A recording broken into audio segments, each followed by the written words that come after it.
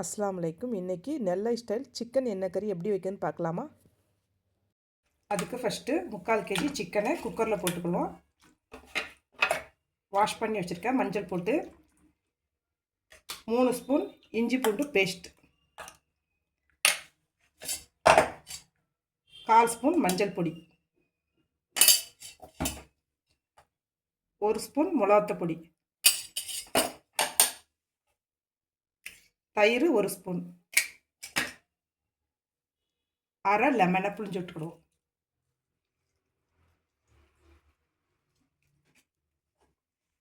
தேங்காய் எண்ணெய் தேவையான அளவு தேங்காய் எண்ணெய் ஊற்றிக்கிடுவோம்.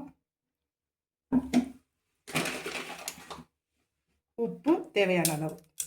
இதெல்லாம் போட்டு நல்லா குக்கரில் 2 விசில் வச்சு எடுத்துக்கிடுவோம். சிக்கனில் இப்போது அரை கிளாஸ் தண்ணி ஊற்றி 2 விசில் போட்டு வேக வச்சுக்கிடுவோம். இப்போ ஓப்பன் பண்ணி பார்த்துக்கிடுவோம். சிக்கன் நல்லா குக்காய் வந்துருச்சு. இப்போ இந்த தண்ணியை நல்லா வற்ற வச்சுக்கிடுவோம். சிக்கனில் தண்ணி வற்றி வந்துட்டு இந்த அளவுக்கு தண்ணி வற்றினா போதும். இப்போ ஸ்டவ்வை of பண்ணிக்கிடுவோம்.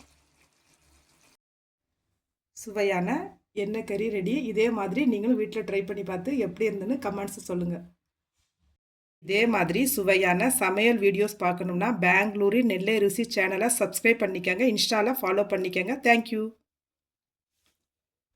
Subscribe and follow Bangalore Nellai Rusi on Instagram.